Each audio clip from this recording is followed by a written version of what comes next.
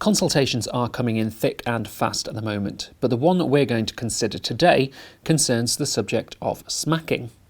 Before he stepped down, Welsh First Minister Carwyn Jones said he wanted to make banning smacking a priority for the Welsh Government this year, and now the Scottish Parliament is consulting on the same thing. In essence, the question being proposed is, should parents be criminalised if they smack their own children? Well, joining me in the studio to discuss the issue is the Institute's Deputy Director for Public Affairs, Simon Calvert. Simon, thank you for joining us. It's a pleasure. Well, first off, why is the Christian Institute campaigning on this issue of smacking? Because whether you agree with smacking or not, most people don't think you should criminalise parents who do it. It's an invasion into family life. It is criminalising a perfectly ordinary parenting technique, the kind of parenting that most of us experienced. Some politicians want to make a criminal offence. And we only have to think about our own experience and imagine if our own parents had been criminalised when we were children for gently tapping us on the back of the hand and telling us off. Would that have made our childhoods better? No, of course it wouldn't. It would have ruined our family lives for years. And that's the prospect, that's the risk if politicians get their way and they do get to outlaw smacking. Well, some Christians might be wondering, where is the biblical support for smacking? If we love our children, why do we want to smack them? Because we care for them, because we want to help them to learn right from wrong, because we want to help them to learn self-control. We want them to be people who understand that they are not a law unto themselves, that there is such a thing as a law and authority outside themselves. And so when children are very little, say 2 or 3, there are some things that, try as you might, you can't explain to a child in a way that they can fully understand. And those things might be risks, big dangers that those children could expose themselves to. And so most parents conclude that occasionally, if you've tried explaining and tried other ways of getting a child to not to do a thing that's dangerous for them, then the parent will use a smack just to reinforce in the mind of the child that that is something they shouldn't do until the child reaches an age when they understand why. And that's just one of the reasons that parents might choose to use a light parental smack. In terms of what the Bible teaches, well, of course, the Bible teaches that parents have unique responsibilities towards their children, to care for them and to protect them and to bring them up in the nurture and admonition of the Lord. And as I say, to help them to learn self-control. And so with that responsibility comes the necessary authority. And parents will do all kinds of things for their children that you wouldn't do for another adult. The anti-smacking campaigners are keen on saying, well, you wouldn't smack an adult, so why should you smack a child? And they think that's very clever. But it's actually very silly, because there are all kinds of things that parents would do for the children that they would never do for another adult. They help them with their toileting. They banish them to their rooms. They take their mobile phones off them when they're older. Well, you wouldn't take an adult's mobile phone off them. But all that is just to say that the relationship between a parent and a child is unique and it's precious. And politicians need to be very careful legislating to criminalise the kind of ordinary parenting choices that people might make. And if you want to talk about the biblical precedents, of course, we can look no further than Hebrews, where it speaks about how the Lord disciplines us because he loves us. And the scripture says that this is sometimes painful for us, but it does us good. And so the mum who tries in vain for weeks to teach the toddler not to reach for electrical cables when they're visiting other people's houses, or to try and run away when they're in the supermarket car park, that mum might conclude that that using a tap on the back of the hand or the back of the legs is the best way to help that toddler to know not to do this. And why in the world should she be criminalised for that? Well, thank you for that, Simon. Also joining me is Penny Lewis, a lecturer at the University of Dundee, a mother of 2, and also a spokeswoman for Be Reasonable, the group which is spearheading opposition to the ban in both Wales and Scotland. Penny, thank you for speaking to us on this. You're speaking on behalf of Be Reasonable Scotland. Why is it that you're campaigning so strongly on this issue? Part of the reason why I feel very strongly about it is because people have told me not to campaign on it, friends and family and other people. And there is a sense, I think, that this is just one of those things about which you shouldn't make a fuss. And it's not part of conventional politics, so people don't see that it's a political issue. But for me, the fact that people are sort of nervous about making their feelings felt about this in public is a really good reason to campaign. So I feel so strongly that parents' sense of privacy and authority and their ability to make decisions about how they bring up their children is being undermined at the moment in lots of different ways. And there's a sort of sense that to make an issue of it is somehow means that you're obsessed with chastising your parents. So there's a kind of rumour mill that's generated as a result of this discussion, which means that any criticism of government interfering in parentals' roles is reinterpreted, I think, as something a little bit sort of off-centre and bizarre and slightly problematic. So I suppose for those reasons, I'm campaigning very strongly on this, because I think that there's something really crucial at stake for society. When society is not prepared to trust parents, then a whole number of other problems are likely to emerge. Now, you're a mum, you've got 2 children, so you've already been through this whole parenting experience. You've probably tried a lot of different approaches to disciplining your children. Did smacking fall under that umbrella? How did it fit in? Yes, I did smack my children. Not very often, but I did smack them, and I felt that they had not quite appreciated that they'd crossed a line, and I needed to reinforce that point for them. I think, being a parent is a joyful experience. There's a tendency to portray parenting as a very stressful experience. I think it's a joyful experience if you're not constantly looking over your shoulder, worrying about how you're parenting. But I think in today's culture, there's a sort of anxiety about parenting.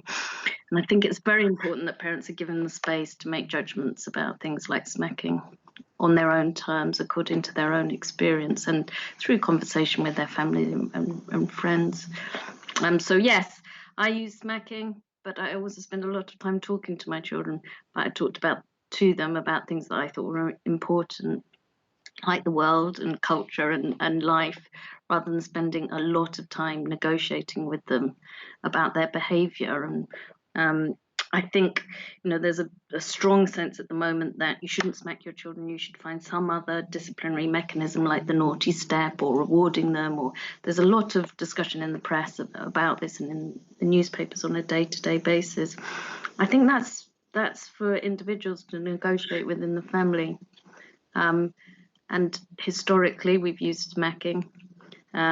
And I certainly found it was a very useful way of drawing a line. If you don't draw a line for children and tell them what's acceptable and unacceptable behaviour, I think you're actually abdicating your responsibility as a parent. You can do that through smacking, but you can do it through lots of other mechanisms as well.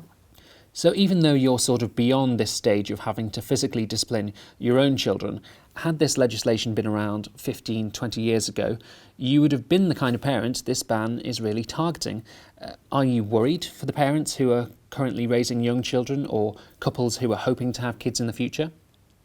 Yes, I am very worried for those people. I hope to be a grandparent at some point in the future.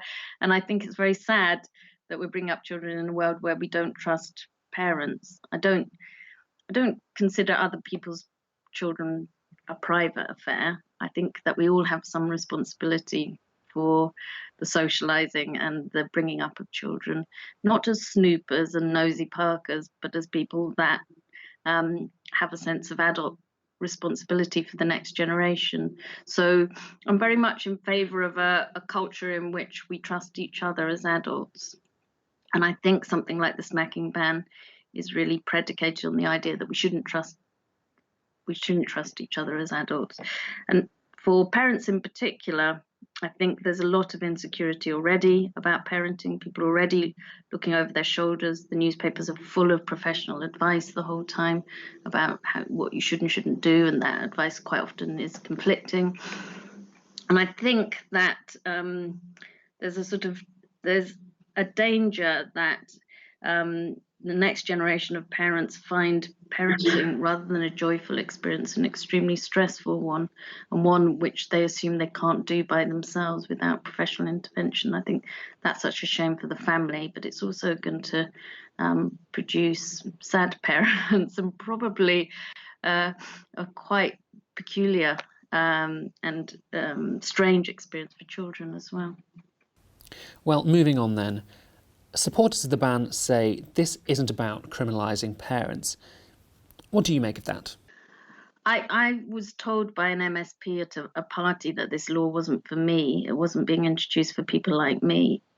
And I don't accept that idea. I don't accept the idea that there's a law which is general and universal, as all laws should be, which is actually just about targeting people who are abusive in relation to their children. Because I think the problem with politicians is that they are very keen to come forward with simple solutions to what appears like immediate problems. Okay, we don't like smacking, or we don't like abuse, therefore we'll have a law to eradicate smacking or anything that could be construed as constituting abuse. They never think about what's lost through that new legislation. It's very simple to make a law saying we don't like this or we don't like that. But I think what's lost is a sense that we share in the job of bringing up children together in a community, generous, helpful kind of way. What's lost is the sort of the sense that people can be trusted to bring up children by themselves, and as far as other adults are involved, it's because they want to help each other. So I think this law will not just probably put a few individual parents in a really horrific position whereby they find that all aspects of their life are undermined as a result of something that's a normal part of parenting. I think there'll be a big loss for society as a whole, the people that aren't prosecuted, which is that parents will be under suspicion under all circumstances, and they will not be able to do one thing, which is a very important part of their role, which is making decisions about disciplining their children. Some people say this ban has the support of the public. Do you think there's much public support for a ban? Like I said at the beginning, I think people are a little bit nervous about admitting that smacking is a normal part of parenting. And that's sad, really. So I would say there isn't public support for a ban. I mean, the surveys seem to suggest that there isn't public support for a ban on smacking. But there's also a sort of a situation in which I think there's a broader resentment about the idea of government interfering in family life, and a stronger sense that we need privacy and space at the moment. But people are reluctant to make that point in public, and none of the politicians are really putting that position forward because somehow it's seen as being old-fashioned or conservative or too much concerned with covering things up rather than putting everything into the light. The reality is that you can't have a good, open, tolerant society without allowing people a little bit of private space through which they can work out what they think and negotiate their relationship as parents as well. I mean, I think one of the things people undermine is this obsession with parenting actually puts quite a lot of pressure on marriage and private relations between men and women as well. And the situation as it stands is one in which people feel very reluctant to say what they think in public as a consequence of that. Well, Penny, thank you very much for your time. Simon, what do you make of Penny's comments? Well, I think Penny's marvellous. I mean, I've obviously worked with her in this campaign, and I think she speaks just such a lot of common sense. And I think people listening to her and listening to her when she does media interviews and so on, I think most of them will just feel a sense of relief that there is somebody with such common sense who's able to speak about these things. And as she says, smacking is an ordinary part of parenting, and yet the politicians and the anti-smacking campaigners are talking about it like it's child abuse, and they want to criminalise it. So it's useful, it's great to have her perspective. She's absolutely right about the issue of privacy. This is an issue of privacy. There are some things which ought to be beneath the notice of police and prosecutors and politicians. And a parent's decision over whether or not they gently tap the back of their child's hand to help teach them a lesson is definitely ought to be beneath their notice. And it's very difficult for people to live their lives if their privacy is invaded, if they feel they have somebody looking over their shoulders, monitoring everything that they're doing, if they feel that there is a danger of the state coming in and second-guessing the minutiae of those tiny decisions that parents make dozens of times a day. That's very damaging to a person's ability to function normally. And that is the kind of territory that we're in here. She's also right as well about the issue of the professionalisation of parenting. Now, don't get me wrong, parents need advice, and I went for advice as a parent. I read parenting books, I read parenting blogs, but there's a limit to how good an expert's advice can be, because a person may be a very good parent for their own children, but that doesn't mean that they'd be a good parent to your children or my children.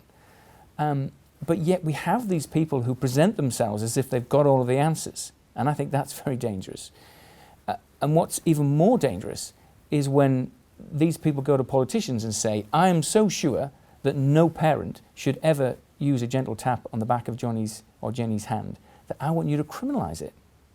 I mean, that's pretty arrogant, but that's the territory that we are now in. Just to make a point, I think she picked up on the issue of prosecution, and I've already touched on that. And she made the point that this politician said to her, oh, don't worry, this law's not for parents like you. And I think a lot of the politicians who are backing this are doing it on the basis that they think no one will ever be prosecuted. So they can pass the law banning smacking, pat themselves on the back, get the plaudits from certain journalists and so on, and walk away knowing that no one will ever smack again. They seem to have this idea that passing a law is a bit like updating the software on your mobile phone, that it just kind of wirelessly upgrades the firmware in all of the parents' brains and they never smack again. Well, the law doesn't work like that. A lot of people don't even know necessarily when the law's changed, or at least not straight away. So there will be some parents who, after this law is passed, if it's passed, there'll be some parents who continue to smack. And you can't say, the politicians can't say they'll never be prosecuted. Because if somebody makes a complaint to a police officer and says, I think my neighbour just tapped her 3-year-old on the back of the legs because, I saw her out in the driveway when she did it, the police have to respond to that, because what the person has reported is information that discloses a crime. So the police will have to investigate, the mum will have to be questioned, the child may have to be examined, a file may be passed to the prosecution service, and it could all escalate from there. So these politicians who are telling themselves they can pass this law because everyone's just going to obey it from day one and no one's ever going to be prosecuted are kidding themselves. And those kinds of people are at very real risk of prosecution. And I don't think we should put them in that position. I don't think we should pass this law in the first place.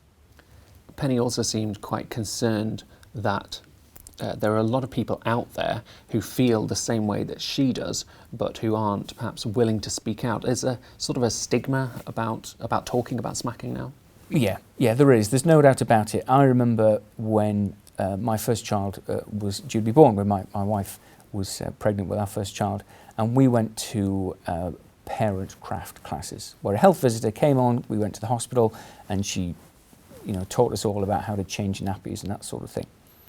And halfway through one of her presentations, she said, oh, and here in this particular region of the country, our council it says it's a no smacking authority area. And then she just kind of moved on. And I said, well, hang about, what are you saying? Are you saying it's against the law? Because it's not against the law. And are you saying that social workers are going to come knocking on my door if I choose to smack? And at that point, everybody else in the room piped up. Yeah, what are you talking about? They all agreed with me. And even the health visitor herself then said, well, of course it's sometimes necessary to smack a child, but but I've got to say that because it's in the presentation. But this kind of thing's been going on for years, and it does cow people. But, what we need is for calm, sensible people just to speak up, to explain what they do and don't mean by smacking, and to gently push back. And so, for example, because of the hysterical overstatement of things that you get from anti-smacking campaigners, you have to remind people, look, child abuse is already against the law. So when these campaigners talk about, we need to pass this law to protect children from being abused, no, children are already protected from being abused. The law protects reasonable chastisement. So unreasonable chastisement is already unlawful. And in fact, the guidance in England and Wales from the government says that anything that causes any more than transitory reddening of the skin is unreasonable chastisement. So you can see that what the reasonable chastisement defence protects is the mildest possible kind of tap on the back of the legs or tap on the back of the hand. Quite a low threshold, is what you're saying. Yes, that's right. And so to be clear, if we remove the reasonable chastisement defence, that very, very mild behaviour is precisely the behaviour that we are deliberately and knowingly criminalising. Well, that's all we have time for. Thank you, Simon, and thank you very much for listening. Goodbye.